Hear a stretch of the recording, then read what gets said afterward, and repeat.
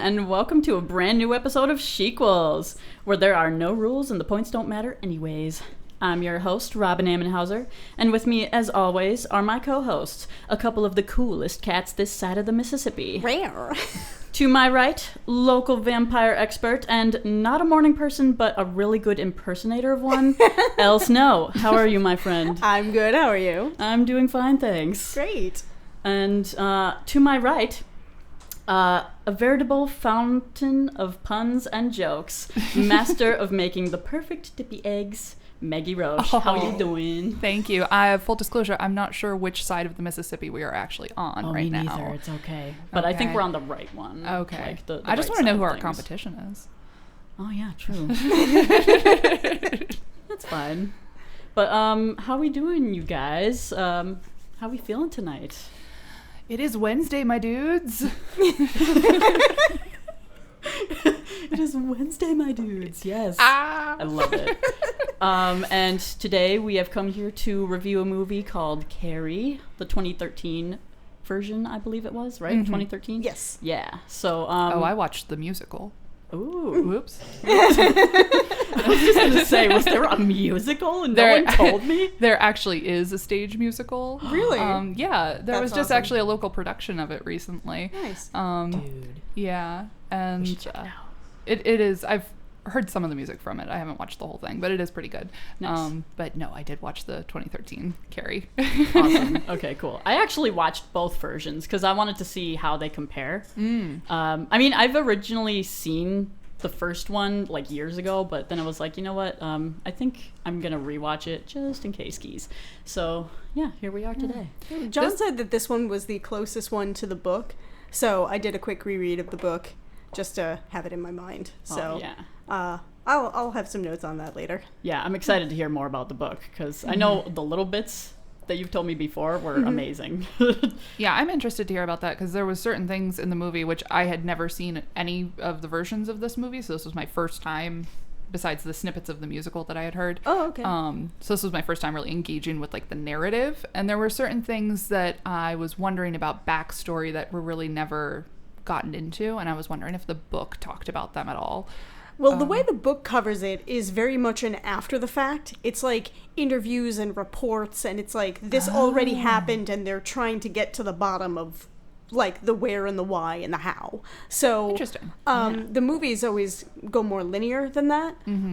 So it's an interesting comparison to make. Cool. Yeah, looking forward to it. So, with that being said, I think we're ready to get into it. How about you guys?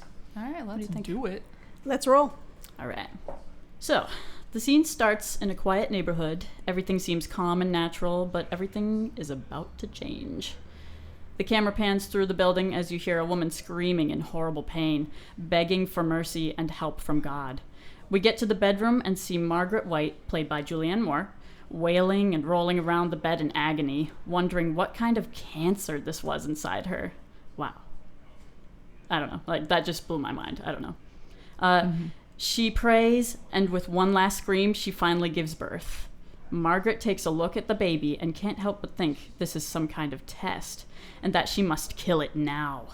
She grabs scissors and raises her arm to strike, but stops herself and decides to keep the baby instead. This baby is, name drop, Carrie. To be fair, as someone who's child-free, if I just woke up and, oh, baby, like, I'd be horrified too. Yeah, that's a good point. Yo, yeah. I'd be like, what?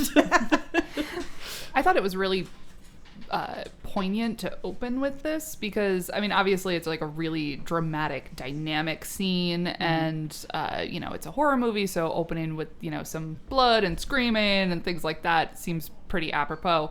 But the fact that Margaret doesn't understand what's happening to her, and she's a grown-ass woman, and she has no idea. She thinks it's a tumor, and then she's like, oh, it's a baby in the bed.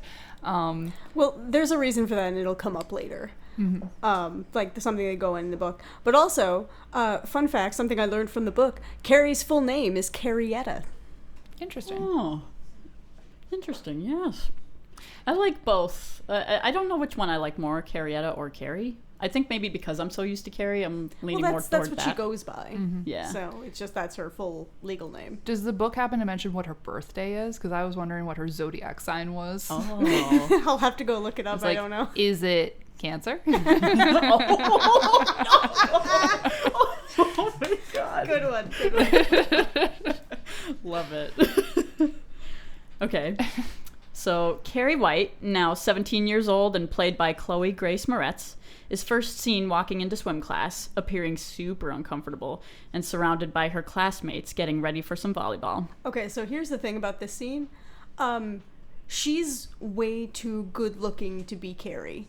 Like, the whole thing about Carrie is that she's an outcast and she's supposed to be weird. And Sissy Spacek in the original film kind of looks a little odd, you know? Yeah. But it's like she's watching these girls come into the gym, like, into the pool, and, like, she's better looking than all of the, like, hot popular girls. So I think they cast somebody who's too pretty.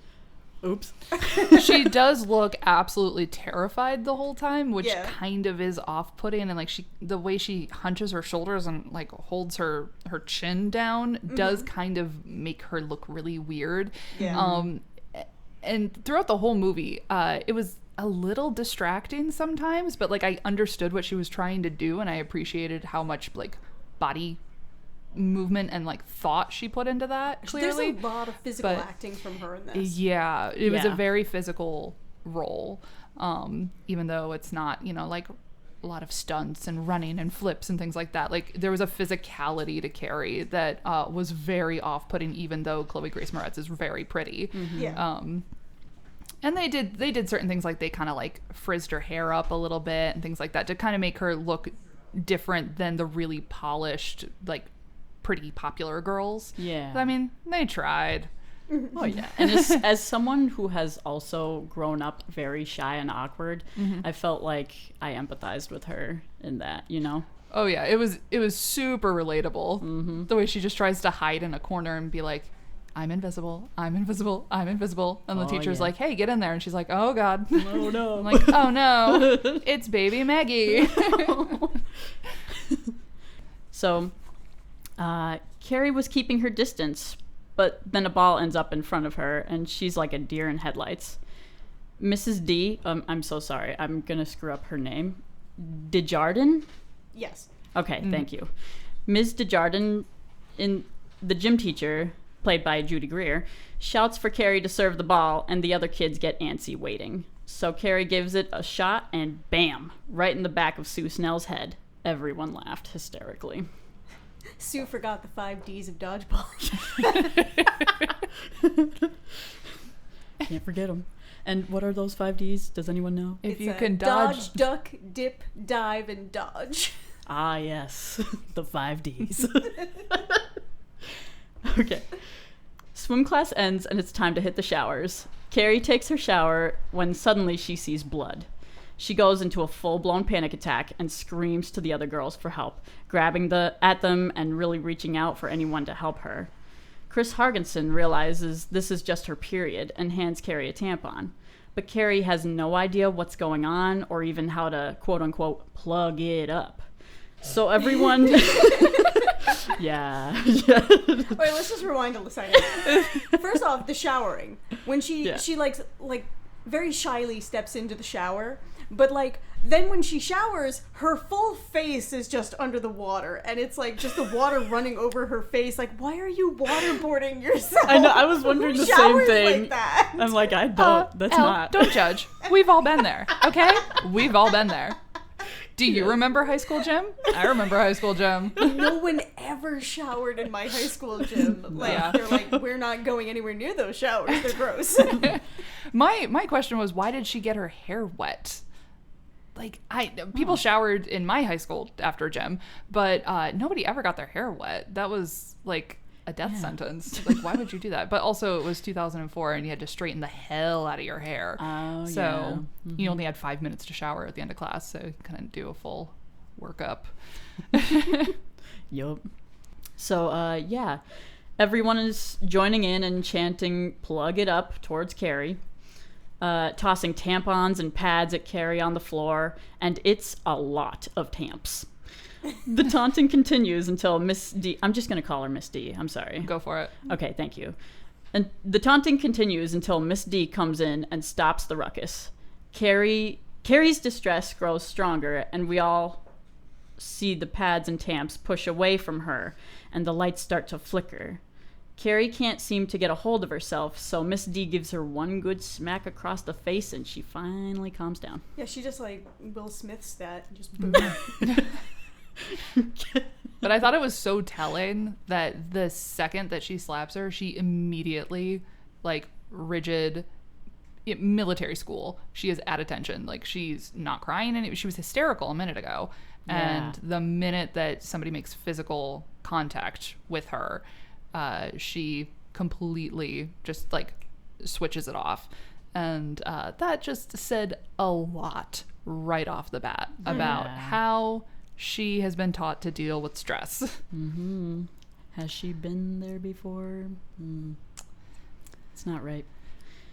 Anyways, Miss D brings Carrie to the into Principal Morton's office and apologizes to Carrie for smacking her. She discusses with Mr. Morton what to do about the other girls, and he gives her permission to punish them however she sees fit. He also tells Carrie he's going to call her mom to come pick her up, and there's no doubt that does not sit well with Carrie when the water cooler breaks. Her mother comes to pick Carrie up just as the rest of school is letting out. I have, it's very nice that Clarice could put her investigation on hold to come pick up her daughter. Yeah, right?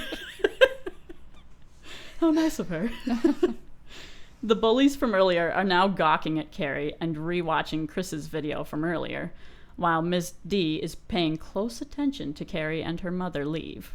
I think that makes it extra horrible, because, like, the book is supposed to take place in the 70s, so that was way before, like, having a camera was convenient or accessible, like, not one you could just have in your pocket, like a phone. Yeah. So I think it adds an extra layer of horror to that, where it's like, not only did this embarrassing thing happen, but everyone's going to see it over and over and over again. I was going to ask, since I knew that you had seen the older version, that you had read the story, was there an equivalent element in either of those?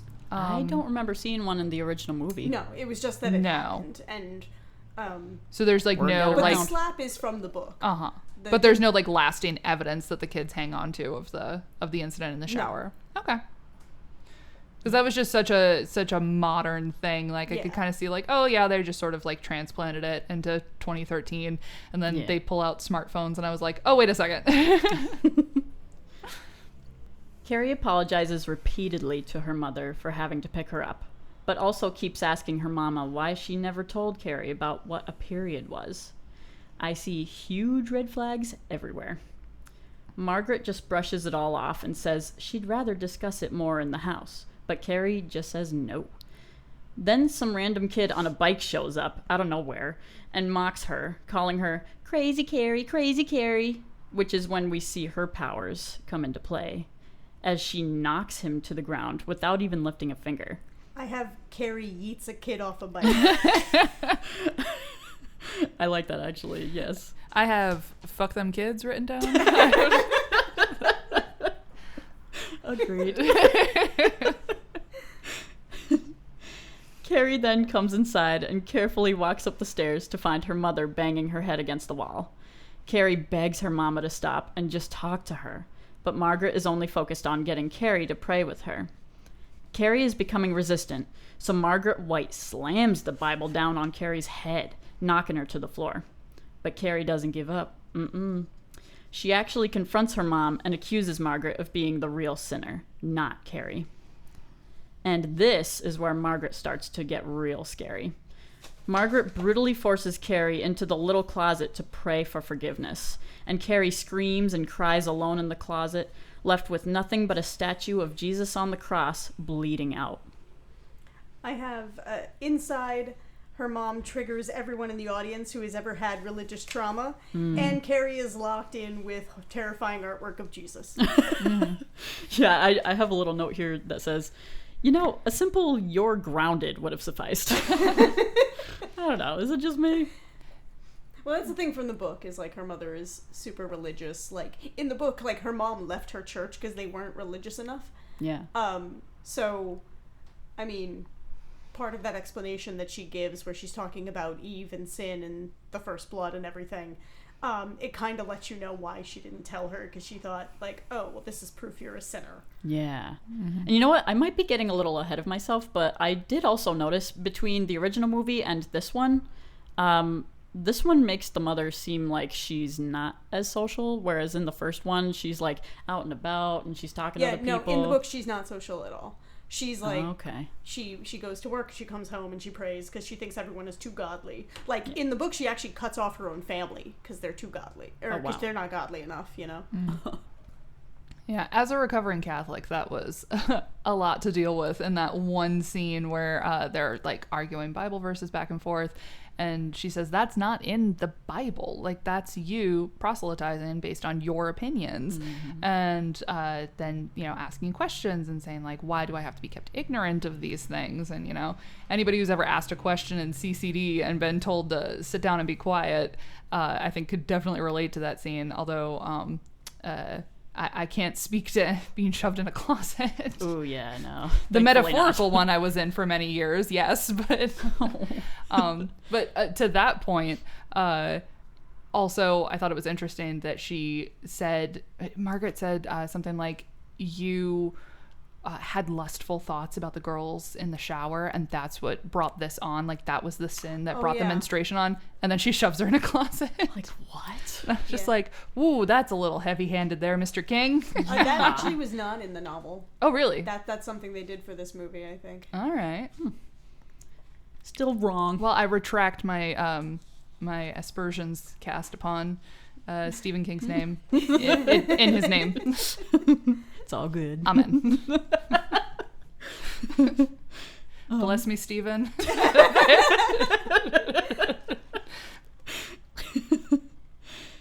Next, we see Sue Snell and Tommy Ross getting a little frisky in Tommy's car. Speaking of sin, cut to disappointing sex.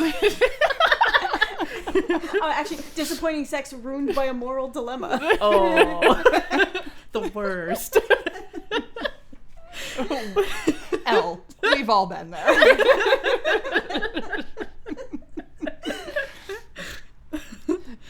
But Sue admits to not feeling very into it right now because she's feeling too guilty, as Al just stated, about what happened to Carrie. Meanwhile, Chris is hanging out with her boyfriend, Billy, and mutual friend, Tina, and they contemplate posting the Carrie video online. And it reaches nighttime. Margaret is finally letting Carrie out of that closet. Poor Carrie goes straight to bed. Who else got emotional whiplash from the mom?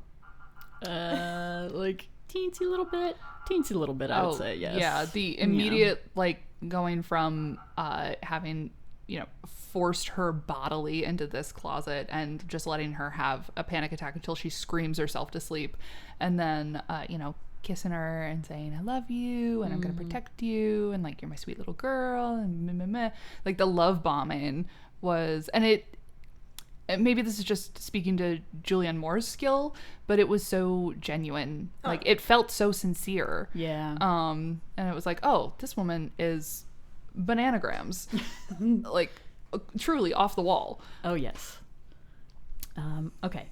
So the next morning at the school, Miss D lines the girls up on the field and discusses how they're all going to do more exercises or they won't be going to prom. Chris, however, is pissed, but Sue believes Mrs. D is right and they deserve this punishment. Chris... sorry. Gym teacher Desjardins remains the only decent adult in this film, and Chris doubles down on being a shit human being. Yes, that's pretty valid. Yeah, I agree. For sure. My note is this the same school that they filmed 10 Things I Hate About You at? Because all I could see was Heath Ledger dancing on the bleachers. I was like, that's the same school. And I could not, I tried to look it up. Last week, Meg. Oh, yes, last week's episode. So good. If anyone's interested, go check it out. Chris decides this is a huge injustice and wants to fight for herself and the other girls to go to prom. But Miss D brings down the hammer and officially kicks Chris out of her class and prom. Ooh. However, when Chris tries to rally the other girls, even Sue chooses to get back to running those suicides. Rejected and completely shook, Chris leaves, but not without a threat. Carrie stops in the bathroom in between classes and pauses for a breath in front of a mirror. She takes a look at herself, and then the mirror cracks, but she never touched it. And now she's making the realization that she might have some kind of telekinetic powers of some sort.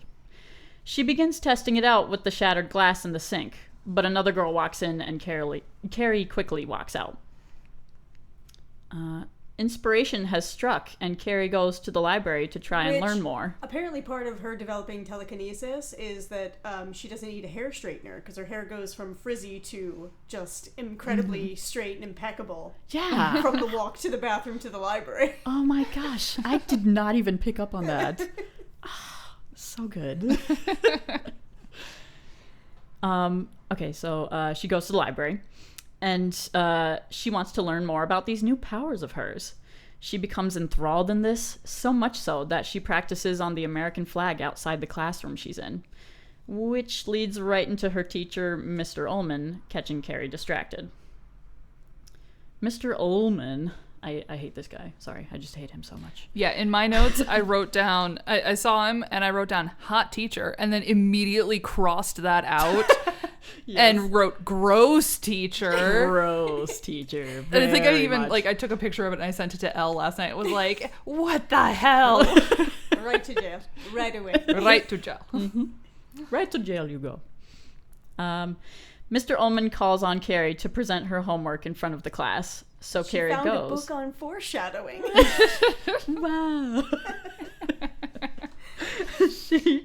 Wow. So she goes to read her favorite poem. Not sure why they inserted a quick glance between the teacher and a random student while this happens. You know why. Yeah. Because he's the worst. He's the worst in the world.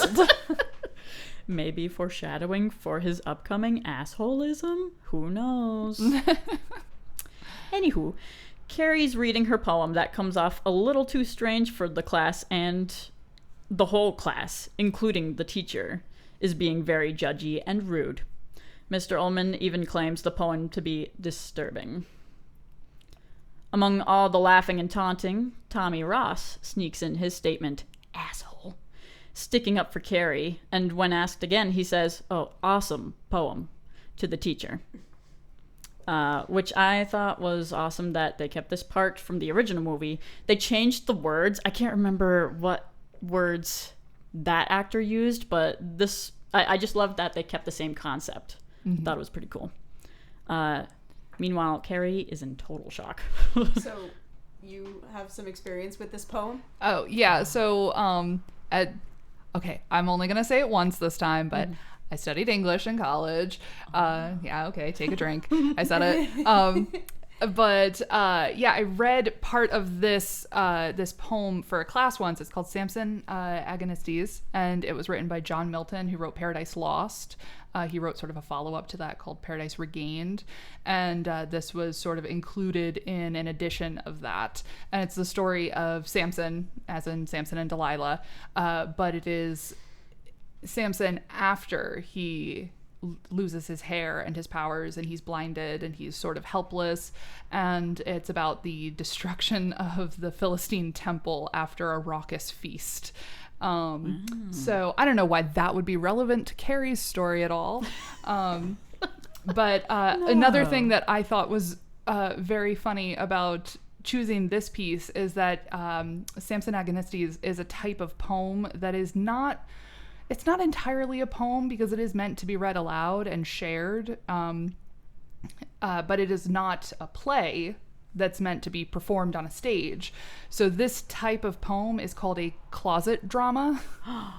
Oh my gosh. Because it's meant to just sort of be shared in a small group, just sort of people going, okay, you read for Samson, you read for the chorus, you read for this person and that person, and just sort of like throw together a little like a staged reading almost. Yeah. But yeah, so that's called a closet drama, and I thought that was also not relevant to Carrie's story at all. So I don't know why we're talking about it. The lines that they choose are because I believe there's something in there where he says my birth, and so they do touch on this at the end of the film, but like don't really cover any of the research in between. But like in the book, they mention that they found out that like these powers are not supernatural. There is a certain gene that like it's like women can be a carrier for it, and if the men who or women have it and then men are carriers, so like if the right people pair up, they can create somebody a child that does have these abilities. An X-Man. So, yeah, we have their own team of X-Men, and awesome. So like it's genetics, and so I think she's reflecting on like, why am I here? Why is my life like this? But I think like it's foreshadowing for the end of the story. So like that's why I was like, oh, she found a book on foreshadowing. Yes. I was fully sarcastic to saying, oh no, this is not relevant at all. But I think it's fun that when Milton wrote Samson Agonistes, it was during a period of the Reformation where a lot of people were sort of rejecting the Reformation of the church in England because it was not strict enough, and Milton fell into that category, sort of like the precursors to the Puritans that would come over and land in Plymouth. So it was people who were saying, this is not hardcore enough for me. And so that was a recurring theme in the later parts of Milton's career, writing about how people were not hardcore enough in the practice of their religion so for him. So it makes a lot of sense that this would be one of the, I'm guessing, few books that Carrie would have available to her in her home. Yeah. Because it's right up Margaret's alley. Wow. I love that, though. I kind of love how it's just all coming together. Like, it just works so well. Mm-hmm. Terrible story. Like, so sad. Yeah, it's really tragic. So infuriating. But cool. Chris brings her father and Miss D to the principal's office to discuss the punishment for what's happened to Carrie. Chris, of course, pleads innocent, but Miss D brings up the point about how she heard of a certain video going viral, and if Chris doesn't have that video on her phone, she could prove her point. So this is actually also where we get a hint of Chris's home life, because her father becomes very stern and cold with Chris, practically threatening Chris to give up her phone. But Chris still says no and storms out of the office. Well, in the book, it was slightly different. It was just Chris's father who came in to talk, because he's a lawyer, and he was like, basically like, I'm gonna sue. And they're like, cool, then we'll countersue for assault. And he's like, okay, bye. That's kind of how it goes off in the book. Gotta go bye. Chris makes her way over to the gym to tell the other girls what has happened. Chris confronts Sue about not sticking by her, and Sue explains how she felt like they all deserve to be punished, and that Chris is acting like a pig. No foreshadowing there either. Sue is officially over Chris's bullshit and leaves the gym. Later on that evening, Carrie is home reading and practicing more telekinetic magic in her bedroom, but Mama suspects something satanic going on and rushes up the stairs, knife in hand. When she opens her door, all she sees is Carrie fast asleep and everything as normal. Which, by the way, side note, was she bringing the knife because she thought Carrie was in any other kind of danger, or was she bringing the knife because she thought Carrie was the danger? Yes. Yeah. Yes, okay. to both. Yep. I had a feeling. I feel like the knife is a comfort item for her. Which, I mean, Elle, you would get that, right? Yeah. You just, grab... Need your knife. Grab Mr. Knifey. Mr. Stab. And go check out the spooky noises upstairs. I was wondering why everyone feels safer with a cleaver. Yeah. Is there something about telekinesis where you can't do it with your mouth closed? Because I feel like every time she's hovering something, like, I mean, I like the arm gestures, very Scarlet Witch.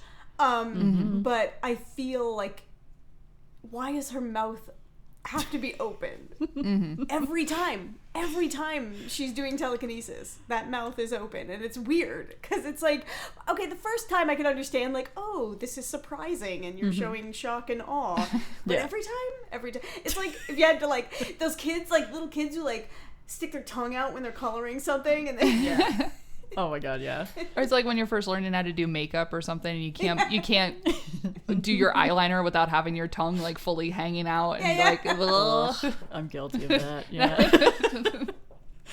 But you know what, too? Even compared to the original movie, I kind of liked that version of Carrie better because, like, I think we were talking about this the other night too. How she mostly used her eyes, and I don't think she had her mouth open, right? no, she would just Did she have her eyes open? Oh yeah, wide open. like this Carrie is very like we talked about, very physical, like lots of physicality, like we talked about. But Sissy Spacek would just like dart her eyes around and not move, and she was like stoic and still, and it was just her eyes. So it was more like, oh, this is definitely a mental power. Where with her, it's her whole self.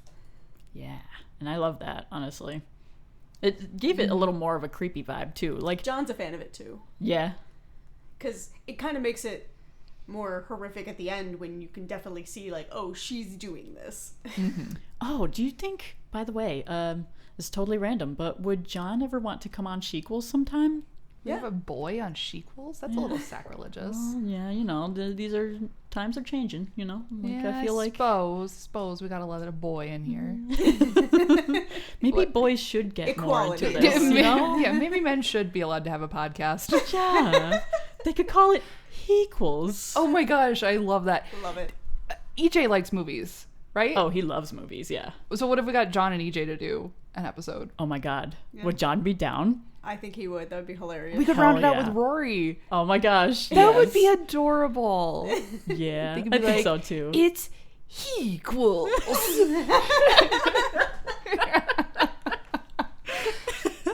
What about that Vince guy? Should he do it too? No, fuck Vince. Yeah, no. I feel like Vince is okay. No, Vince is very sweet, but I feel like he is a little busy with the whole thing with his family right now. So They are starving. They are starving. So maybe They're we shouldn't literally rag on him starving. too much because he is going through it. Yeah. Yeah. I mean, I don't know. All the proceeds we make from this, though. No, that's our money. Yeah, that's true. Good point. I did feel a little bad when Mattel rented out that theater for us to do the live Barbie episode a couple months ago, and we didn't even invite Vince. But I was like, I just felt like he might cry, and I didn't want that to harsh the vibe. So, Vince, if you're listening, I'm sorry. Oops. I'm not. Getting back into this here. Here we go. When she opens her door, all she sees is Carrie fast asleep and everything is normal. She lays Carrie's blankets on her and gently whispers that Carrie's safe and sound with her.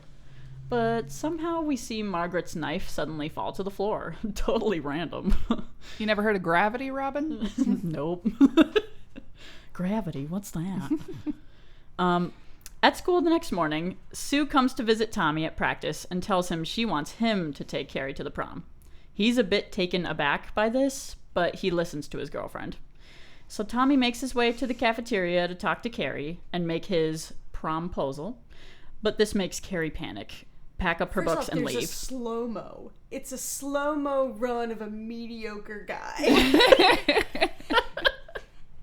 And then he asks Carrie to prom, and it's like, I don't know about you, but he says, like, she said no or something. It's like, or she's not going or something like that. It's like, I love being someone's second choice. That makes me feel so good. Yeah, right? Who doesn't love being someone's second choice? Okay, Tommy is quite dense in this movie, but I gotta say, he fairly so good boy. He's a good boy, but He's a good boy, also- and he do he best? Question mark? Ish. Yeah. I'm gonna. We can reserve judgment for later, but I'm very much leaning towards so good boy. I'm just He'd do explaining his it from best. Carrie's point of view. It's like, oh wow, how romantic. Yeah. Yeah. No, I get that. Yeah, I feel like for the most part, I'm okay with Tommy. I'm cool with that guy. He's a Yeah. cool guy. Okay.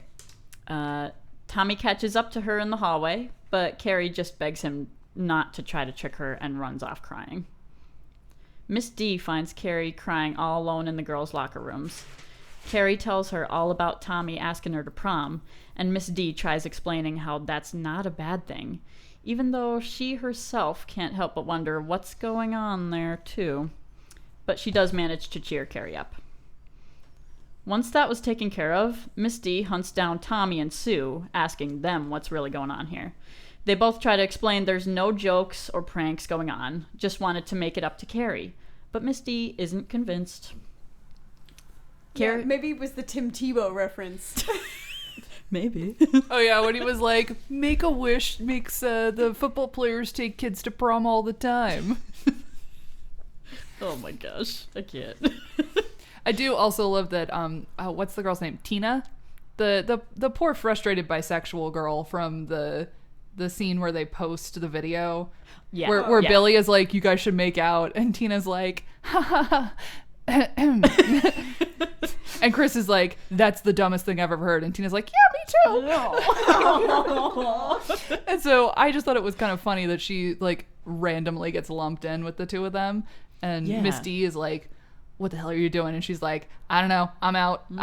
No comment. I saw nothing. Deuces. I'm blind in my left eye. Like, and just books it. And they're like, okay, peace. Like, Oh yeah. Carrie is just getting home as she sees Tommy's car pulling up at her house. Carrie tried getting Tommy to leave ASAP, but he's not leaving without a definite yes or no to prom. Carrie realizes time is running out before her mama gets home, so she finally tells him she'll go to prom. Carrie starts getting more excited about going to prom and decides to go into town looking for a dress. Just as she's entering a shop, Chris and some of her friends happen to see her as they walk by. It's dark out now, and Carrie is arriving back home to find her mother waiting outside for her, furious. The timing of the thunder and lightning when Carrie says, "Mama, I've been asked to prom," is just mwah, chef's kiss. Carrie continues to try and convince her mama to let her go, but Margaret keeps insisting she'll get hurt and the boys will be sniffing and slobbering like dogs, etc., etc.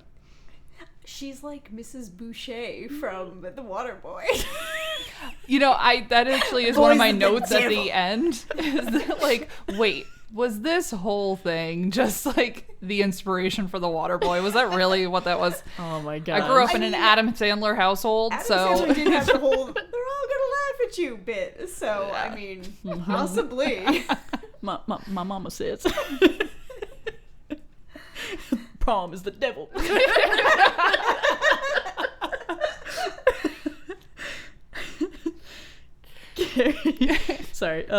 Carrie begs her mama to stop, and she shows her mother her true powers then. Carrie's determination and confidence in herself power grows, and she tells her mama that nothing's going to stop her from going to the prom. We also learned that these powers run in the family, but somehow skipped over Margaret. By the way, part did from they? the book that was like Yeah. very like not well explained in the movie. See, I was just gonna ask, like, did they explain that a little more in the book? Apparently her grandmother would like sit in her rocking chair, but like she could make stuff move even though she was just sitting there, and then she would giggle about it because like she had Alzheimer's also, so like you couldn't rely on her to explain anything. Oh wow. Yeah. Okay. yeah, that was one of those instances when I was like, wow, I bet this is explained in the book. But this is super random to just be like, Grandma had it. It's like, how did you know that? Yeah, seriously, that doesn't get explained at all. Like, just besides that one moment in the movie. Even if they had done something in the library where she found out some information or found some genealogy or something, like, that would have explained it better in the film, I think. Yeah. Oh yeah. See, now I really want to read the book too. You should. It's a really short read. I read it in one day. Nice. I mean, it might take me a little longer, but I'm definitely willing. Oh yeah. Book club. Book club. Yeah. The SHEQUELS book club. That's our next project coming up soon. I mean, like, what with like the Twilight episodes and what was the other one? What's the other book one that we did? Like, Oh my gosh, what was the other book one that we did? Well, it's not Akatar because that Hulu series got canceled. yeah, so that's not gonna never be- happening.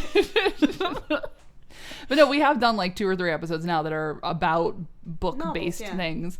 So True, Yeah. true. yeah, everybody write into the email address, comment on the socials what book we should do next. In the next scene, Chris, Billy, and others arrive at a farm in the middle of the night to look for a pig, unfortunately to slaughter, and take their blood for a prank to pull on Carrie. Pig's blood for a pig. Carrie is keeping busy at home, making her prom dress. Oh, wait. We can go back to the scene with the mom real quick. Sure, yeah. When she uses her telekinesis on her mom to tell her you're not going to stop me. Yeah. Like, you're not going to stop me now that we've established I can toss you around like a hacky sack. Oh, yeah. A Maggie sack. Oh, no. And then for the farm, I have Billy and Chris prove their psychopathic tendencies. Yeah, that they do. Yeah, that one scene too, where like you see Chris just jab the pig with the knife and then just look at the blood. I'm like, ooh, that sent chills down my spine. I don't like that. Something's wrong there. Chris and Billy are busy breaking into the gym to get Carrie's prank all set up. Everyone else is just prepping for prom and having a good old time doing it. Now, oh wait, didn't you tell me something too that you noticed about the movie, like during that little sequence where everyone's just getting ready for prom? Oh, yeah. So everyone's just getting ready for prom, right? Yeah. First off, somebody should tell the guys that, like, or so the director, that guys don't get ready for prom together. That is not anything I've known any guy to do. And secondly, the tux that Tommy is wearing in the getting ready scene is not the tux he shows up to Carrie's house with. Oh my gosh. It's not even the same suit. And John's comment was, he's wearing white for Carrie White. Oh my god. Well, we know it's not because he's a virgin, so. Yeah. All good points. All good points. Okay, now it's almost time for the prom to begin, and we see Carrie's just about ready to go when Margaret comes in the room and warns her not to go. All Carrie wants is for her mama to be happy for her. Then Tommy and this big stretch limo arrive. And she uses telekinesis for literally stop hitting yourself. Yeah, I did love that, actually.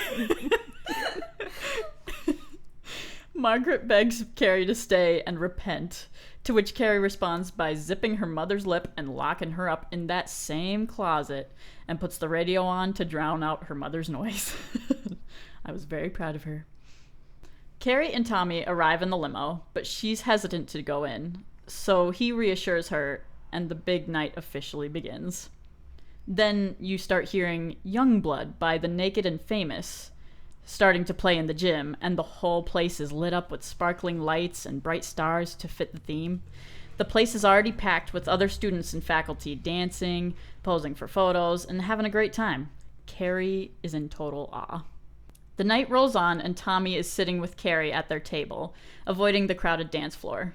Miss D comes over to check on Carrie for a bit, and then Tommy comes back to ask Carrie for a slow dance. So slowly, they approach the dance floor. I have cue awkward white dancing. I did think it was cute that he tried to get her to go to the after party, too. Yeah. Oh, yeah. And he did seem sincere. Also, I don't know what it was with the camera when they're slow dancing and the camera is moving around them. That made me very dizzy. Oh. I was like, ugh. Yeah, it was a strange effect. I get kind of what they were going for. Like, they wanted you to sort of be, like, in the scene with them and, probably wanted you to feel a little dizzy, like Carrie probably does at this point. But it felt like such a small space just from like the establishing shots and stuff that I kept being like, what? We're gonna bump into somebody. What's your step? Move, Dawson. Like, John was watching the dancing scene. He's like, that kid looks 40. I'm like, that's the gym teacher. He's like, oh. although to that point, a lot of these principal actors were actually teenagers when they filmed this, and that was really refreshing. To see actual teenagers playing teenagers instead of the Riverdale kids that are in their 30s and being like, oh, I'm practicing for my driver's test. Like, no, you're not. Slowly, they approach the dance floor. Tommy guides Carrie on how to dance, and Carrie enjoys this, but is still cautious about why Tommy asked her to prom in the first place. Meanwhile, Chris and Billy sneak into the prom and get into position.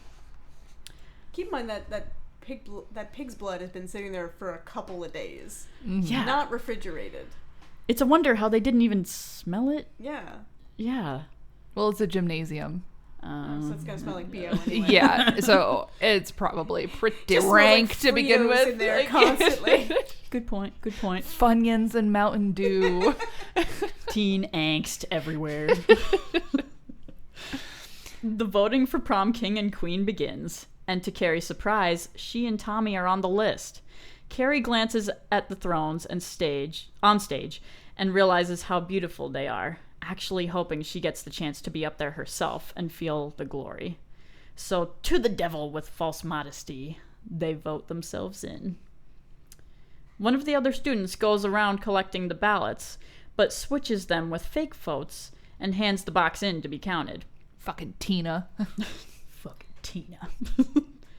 I have, meanwhile, Margaret powers her way out of the closet like she's Paul Bettany's character from the Da Vinci Code.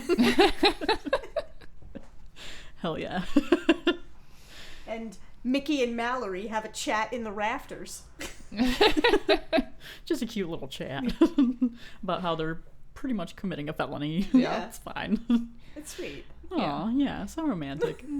Just a cute little aside about, felony assault and Yeah. whatnot. And him being like, hey, I'm going to do a murder if you narc on me. And she's like, thanks, babe. Mwah. Smooches. Chris shoots Sue a text making it known something's about to go down. So Sue races to the school to stop it. Suddenly, Carrie hears her name and Tommy's as prom king and queen. She can hardly believe it. They head toward the stage, surrounded by everyone applauding and cheering her on. Truly magical moment. All is falling into place for both Carrie and Chris. Miss D sees Sue in the crowd and fears she's going to ruin Carrie's big moment, so she locks her out of the gym. Chris finally pulls the rope, bringing all the pig's blood down onto Carrie. So they kind of bothered me a bit because in the book, all the girls involved in the bathroom incident were like, they are not allowed to go to prom, even if they did the punishment. Like, the prom tickets are done, so Sue was not supposed to be at the prom, so like she never goes, and that's why she survives. But like, apparently in the original movie, she shows up and the gym teacher gets her out of there thinking she's gonna cause trouble, and that's why the both of them survive. When like I guess they kind of tried to do a version of that, but it's like but like the gym teacher's still there. Yeah. Man. I felt like they were trying to make Sue as sympathetic as possible throughout the movie. They wanted to show that she really was like contrite. Well, she is in the book too. Like, she's like one of the people who are like, wow, I was shitty for no reason. And she's trying to evolve and be better. And so, there's a whole lot about the carnage that doesn't make it into the movie. Because, like, in the book, she destroys the entire town.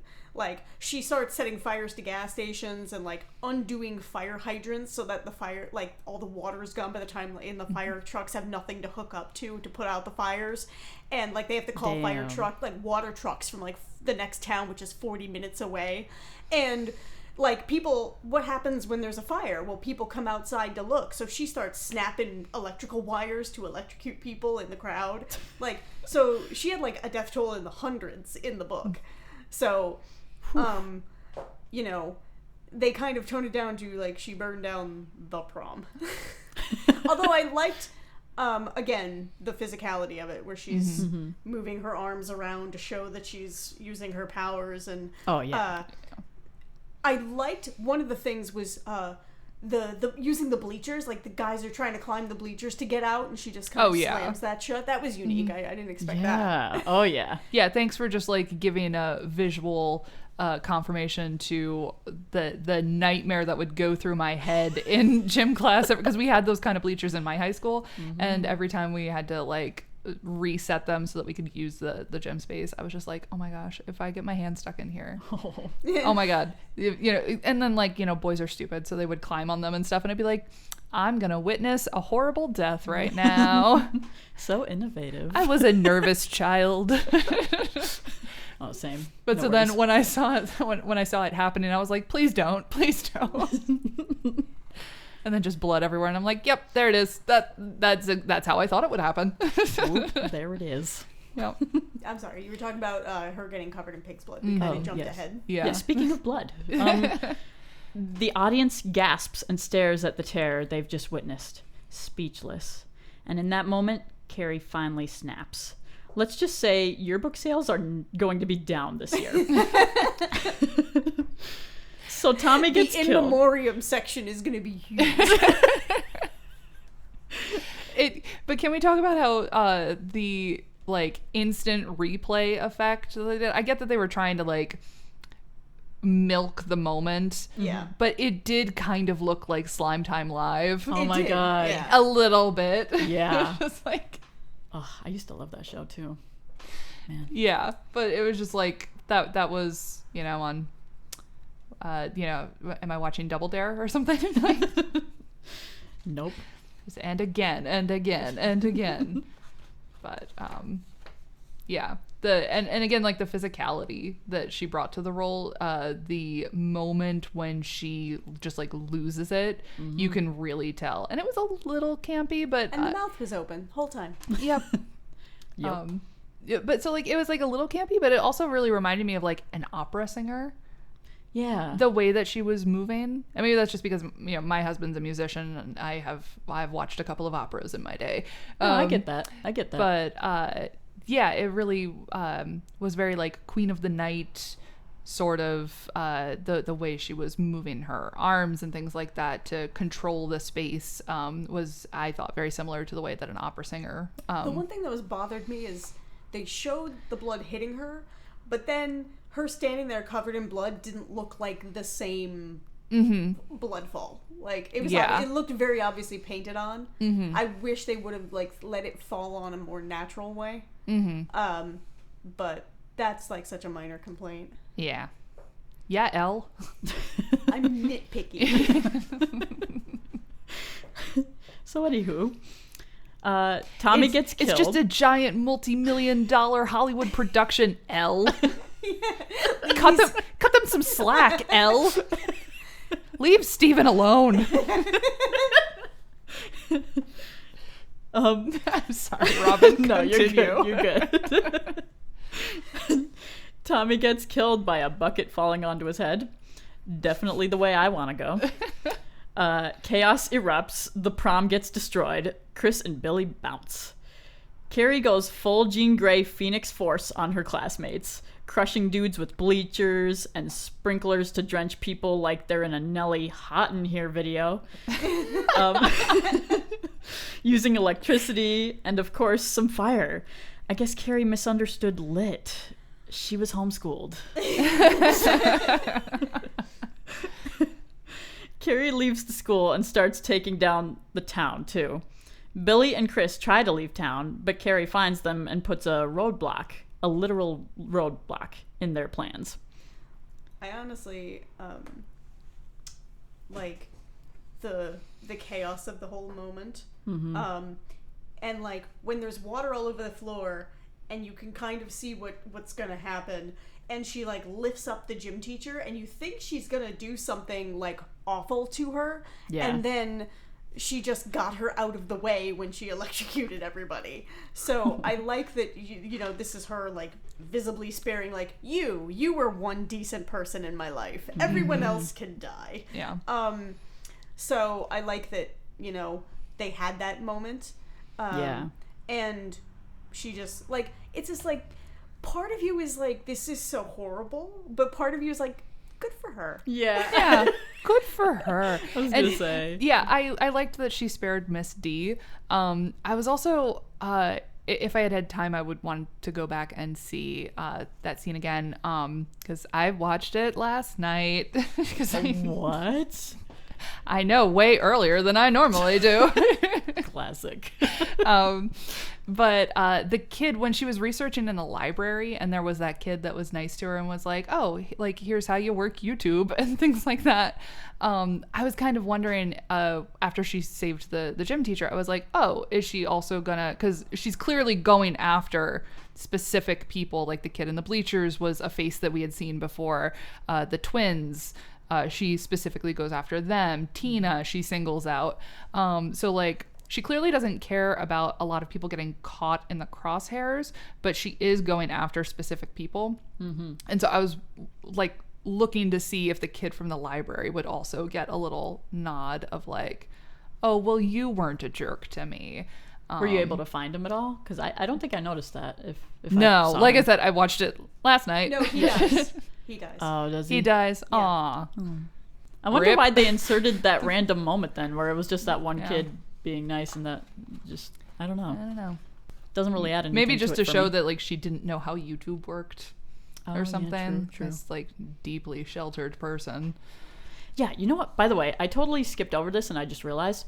In the movie, they show Sue Snell throwing up and possibly Yeah, being there- pregnant. Also, she Oh, looks yeah. out the window and there's a full moon. I thought that was kind of, Yeah. like ominous. What was that about, though? Like, Okay, this is something from the books where she thinks she might be pregnant because her period's late, and so I think that's what they're going with. But the thing is, in the book, at the very end of everything, like it ends with Sue getting her period.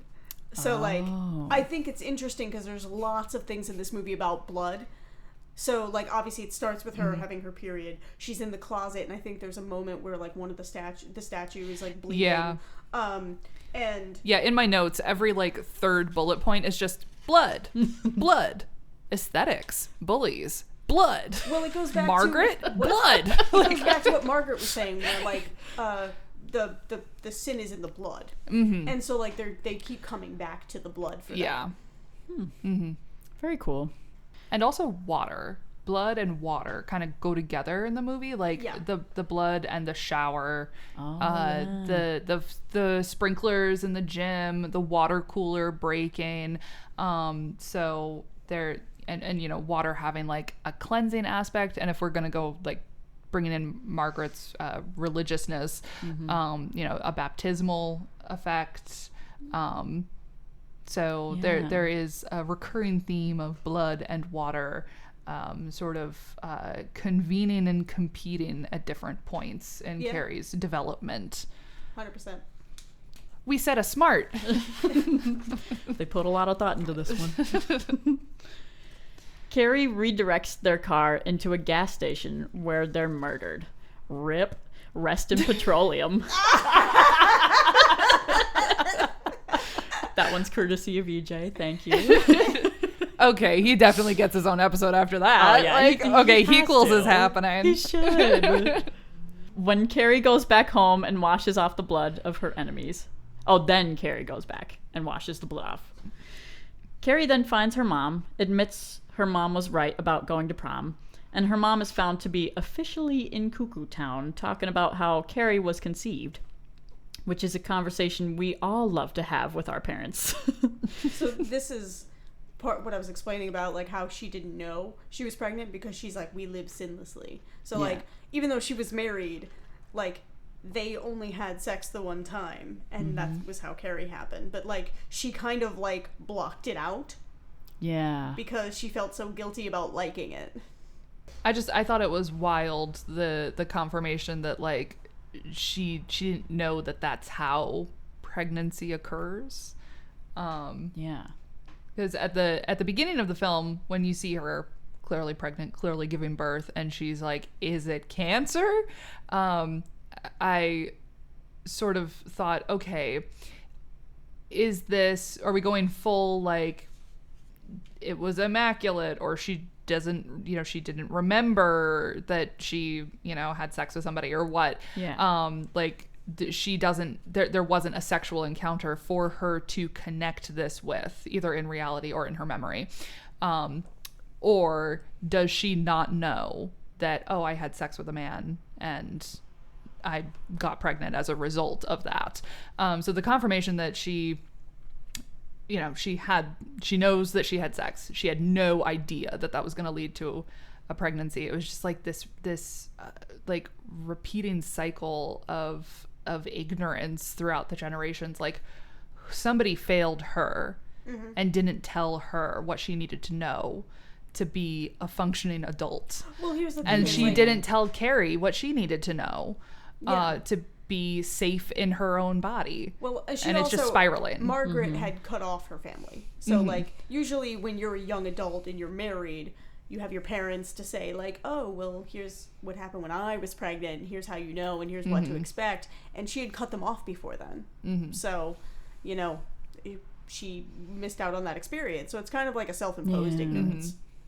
Okay, so Margaret brings Carrie in for a hug and then stabs her in the back, which made me realize Carrie's mom is really bad at hugs. Really bad. Whoops. How'd that get there?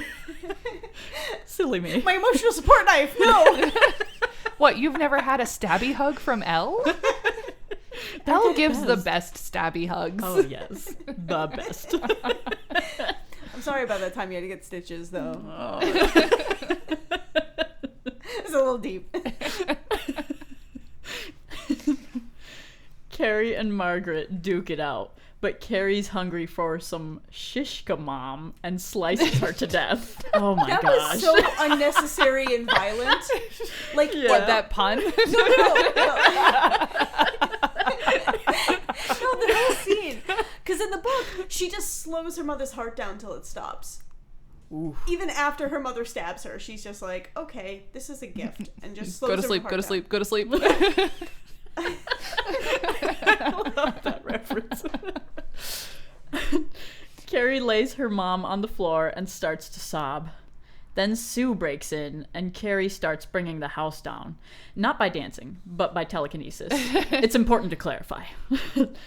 And Carrie saves Sue Snell twice. Once by saving her money on a pregnancy test, and twice by throwing her out of the house before it fully collapses.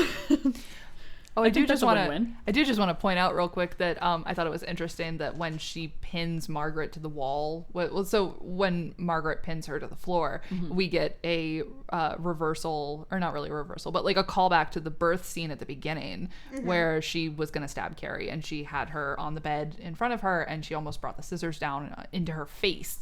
Right. And now she has her on the floor With the and knife she's over her saying very face. similar things about like sending her back to God and almost stabs her in the face again. And then Carrie turns it around on her, pins her to the wall in a crucifix pose. Oh, yeah. So that was not subtle. yeah, no, very heavy-handed. Steven, we talked about this. Steven. Some very heavy-handed symbolism, but like it worked. It's a classic. It's very good shorthand visually. So I thought that was good. And I liked that after everything, after, seeing the carnage at the gym, and seeing all her friends die and walking into this nightmare, Sue is still like, let me help you, Carrie. Like this is clearly, you're going through it, girl. So like, come outside with me. Let's take a breather. Let's chat. Like, I thought they were going to go in a little bit of a different direction when she reached her hand out to Sue, because in the book, what happens is, she's angry at the world right now. So she's like, you tricked me. You had a part in this prank. And Sue's like, well, look in my mind and you can see. And Carrie manages to and sees that she didn't play the prank, that she was genuinely remorseful. And that's when she trusts her. So, like, when she reached out to her, that's what I thought they were going to reference and they were going to do. Because, again, like, in the book, she's not pregnant. So, I don't know what they were trying to imply, like,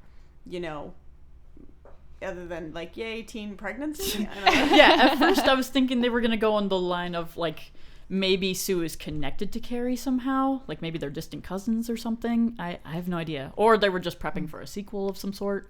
This is actually the prequel film to Secret Life of the American Teenager. Oh, makes so much sense now. Oh, man. I didn't care for that show. No. But, okay, so fast forward. Sue Snell is on trial explaining the events that went down surrounding Carrie White. Yeah, so this would be the parts of the book that were like the report after the fact to determine what happened. Yeah. Now, was she on trial or was she just testifying? It looked like she was like testifying just before testifying. some sort of government agency, Yeah, some she's like not safety on trial. board or They're just something. trying to find out what Yeah. happened because it was like, again, like the town was destroyed. Yeah. She's seen going to visit the grave of Carrie, dropping off flowers. The grave cracks. The end. So that's the movie. Well, what did we guys seems to what do we think? imply that they think that Carrie's alive. Yeah. So like that's what I thought after the first Which movie. Definitely she's not in the book. Yeah. But like in the first movie with Sissy Spacek, the hand comes up and grabs Sue too, so it like kind of implies that they're also, which I don't like that ending. It's too like Sounds like a cheap jump scare just for yeah, no reason. Yeah. exactly. But like, so I actually have a what the fuck is that ending? Yeah.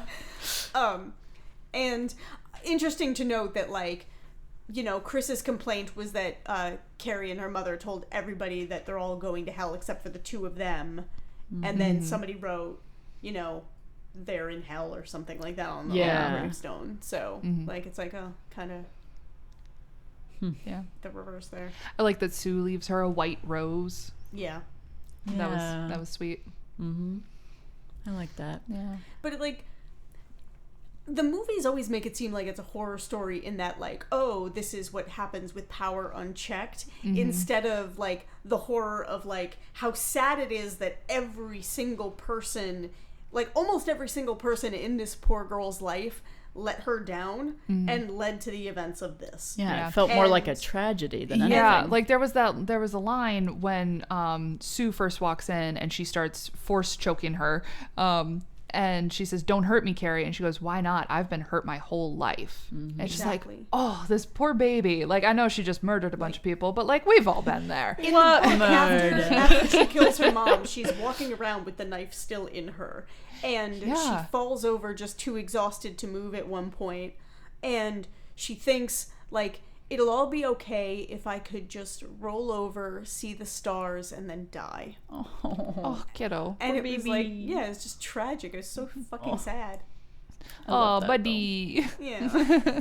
See, again, I need to read the book. It sounds so good. Yeah. Yeah. And I would probably learn so much more because I felt like both the original and this movie left out a good chunk of But details. there's like Yeah. little snippets that seem like they're cut from reports in between chapters. So like one of them, it's like from a desk recovered from the high school, carved into the wood, Carrie White eats shit.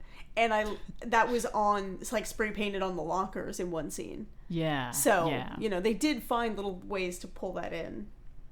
Yeah, I agree. And I feel like for the most part, this version, 2013, was almost a carbon copy of the original.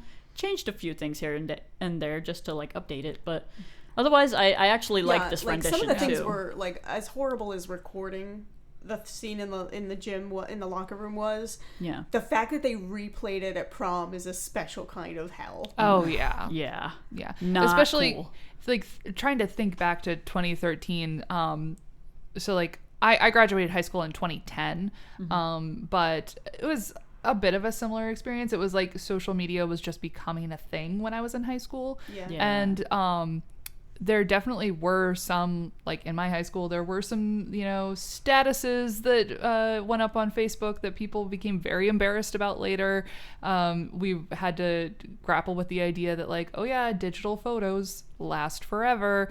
Things like that was something that like collectively as a society, we were learning in a very hard way at that time. And so 2013, we like knew that fully, but we were still like experiencing it, if that makes sense. So like sort of We're gonna driving share the link on MySpace. yeah. Oh yeah.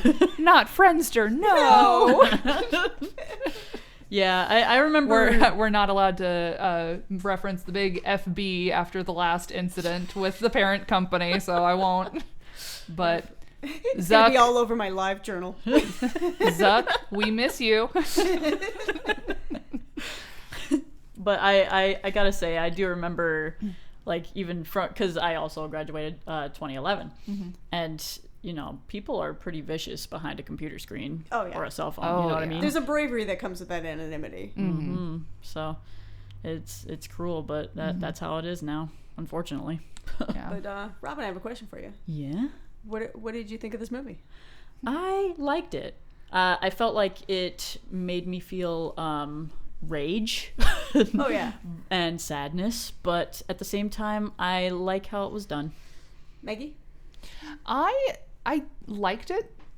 Surprising myself. I didn't think I was gonna like it. Like I said, I never had watched the original or the first remake. And I feel like it's one of those things that it's just so deep in the cultural zeitgeist that, like, it's been parodied and lampooned and joked about so many times that, like, I felt like I wouldn't be able to take it seriously. Yeah. But I think that putting it in a more modern context, especially one that was pretty near to my high school experience, made it really relatable to me in a way that I wasn't expecting. Especially having been a weird kid that, like, I had my little friend group, so I was better off than Carrie in that respect, that I had some really good tight-knit friends. Yeah. But still, like, whoa, Chris really gave me some flashbacks. She even kind of looked like somebody that I knew from high school that gave me a very hard time. And so you know, classic mean girl. Yeah, but like the fake tan and the like there was too much eyeshadow and stuff. I was just like, oh boy, I'm remembering things. And so, like, it was upsetting when it was supposed to be upsetting, and it was like a tearjerker when it was supposed to be a tearjerker.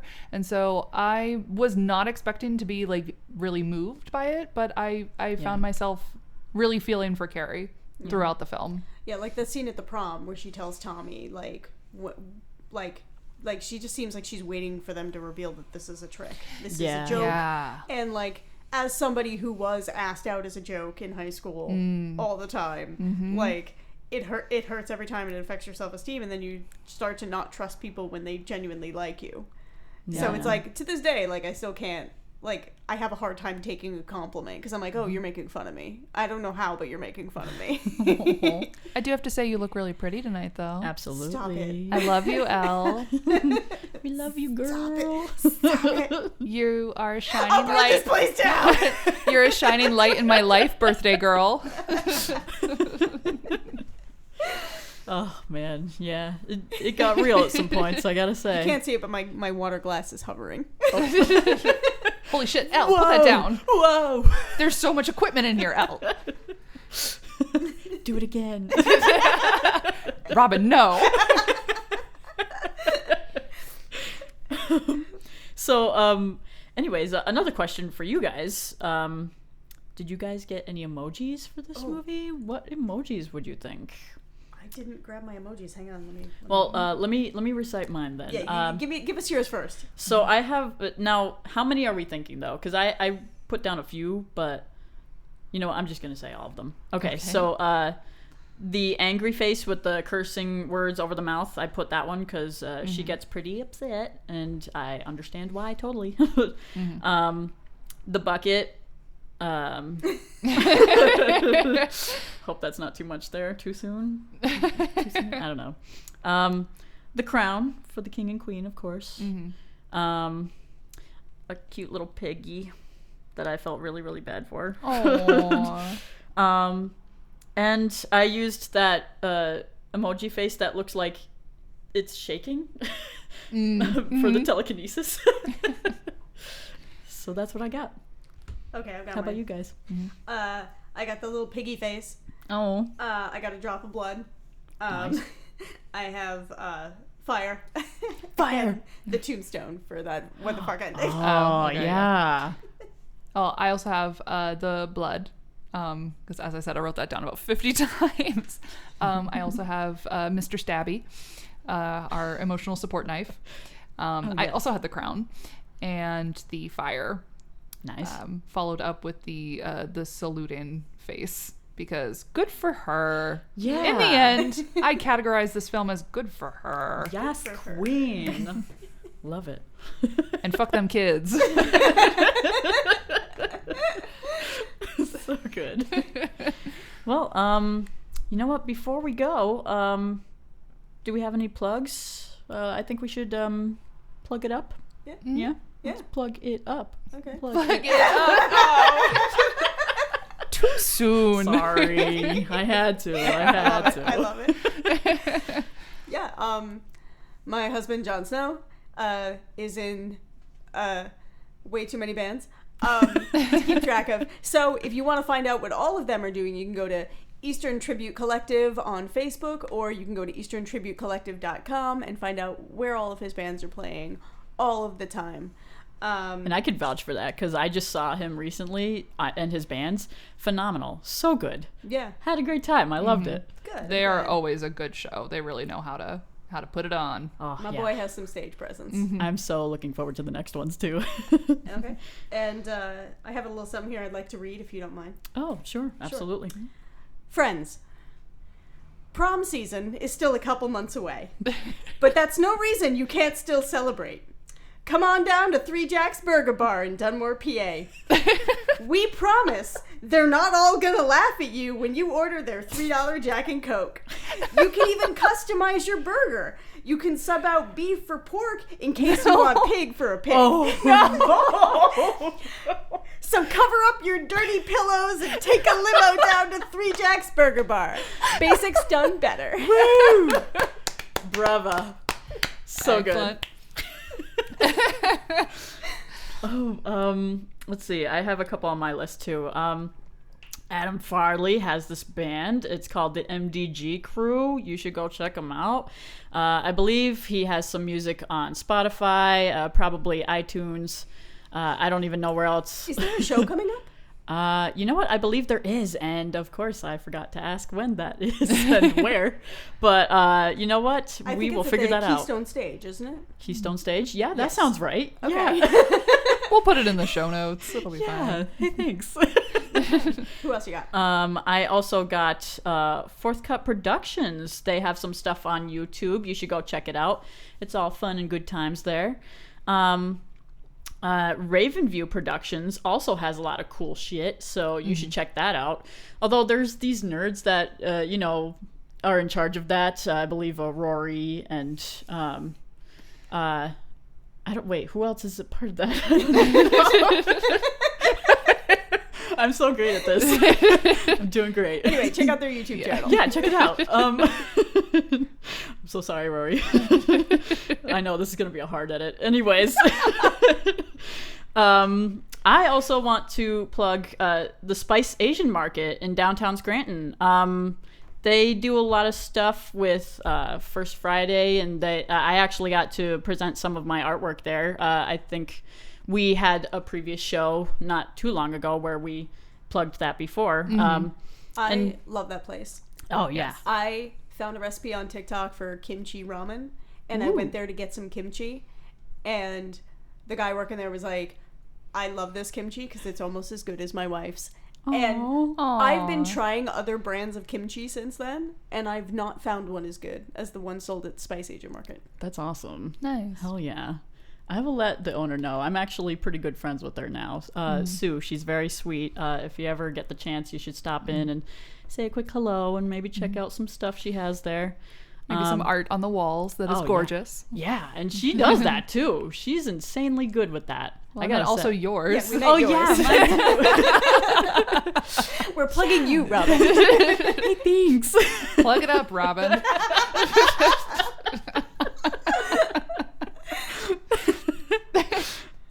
Plugging it up. Let's see. Was there anybody else that I missed on here? Okay, no, I think that's all I have. Maggie, do you have any? Okay, well, since Elle shouted out her husband. I guess I have to shout out mine. So my husband Max is in a chamber choir, so a little bit different than John's band, called the Lyric Consort.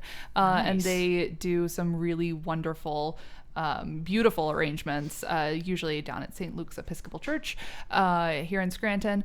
But you can follow them on Facebook for information about their upcoming concerts. They have some really lovely stuff planned. Very cool. I also want to plug the Battle of the Bards. Oh, yes. Which is a 48-hour scene writing competition, similar to like 48-hour film challenges and stuff. So a couple of selected writers get a prompt and some guidelines on a Friday night, and by Sunday night they have to submit a piece to be performed that same night. So the next event is going to be at the V-Spot Bar over on Providence Road here in Scranton on May 5th. And actor signups are at 5 p.m. and the show goes live at 6 p.m. and I will be writing a scene for it. So it'll be my first time presenting written work for the public. That's awesome. Usually I just send things to Elle Hell yeah, girl. High five. and tell her to love me, and she does, and it's a wonderful system. So now we're gonna see if we can run that scam on the general public. So I think we can pull it off. May 5th, come on out, and I'll plug it in future episodes as well. I'll keep harassing you guys. So May 5th, come on down to the V-Spot and tell me how much you love me. Nice. Will do. Also, we shouldn't forget to plug Gravy Diggers. Oh, The pot pies. yes. Yes. You know, I think he is still in the closet. You know, but he makes those pot pies every day, and they're creamy. And I think only 4 people were hospitalized this week, but they're okay. so he's definitely improving on the recipe. Yeah, the numbers are getting better. Yeah. That's great news. All right. Is there any final words we have to say before wrapping this up? Do we think? Goose feather. Ah, I don't know. Huckleberry. your mom. Okay. Wait, were we not supposed to say our safe word?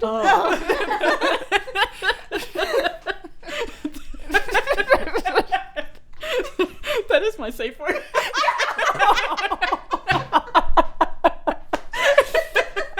I learn something new about you every week, and I love it. Guys, start a podcast with your besties. Oh, yeah, 10 out of 10. Real quick, don't forget to like us on the social medias, and also if rate and review. And if we get to 100 reviews, there will be pictures of adorable animals, we promise. Oh, yes, we love adorable animals. Yes. So we will share them with you. Mm-hmm. And let us know what movie you want the SHEQUELS pilot episode to review, because I like that idea. Yeah, I think we that's really fun. gotta We should do convince that. these guys. They gotta do SHEQUELS. Yes, Yeah, I love absolutely. it. I would listen to that. Oh, yeah. All right. Now, with that being said, kindly go fuck yourselves. And thanks for listening to All Together Now, SHEQUELS!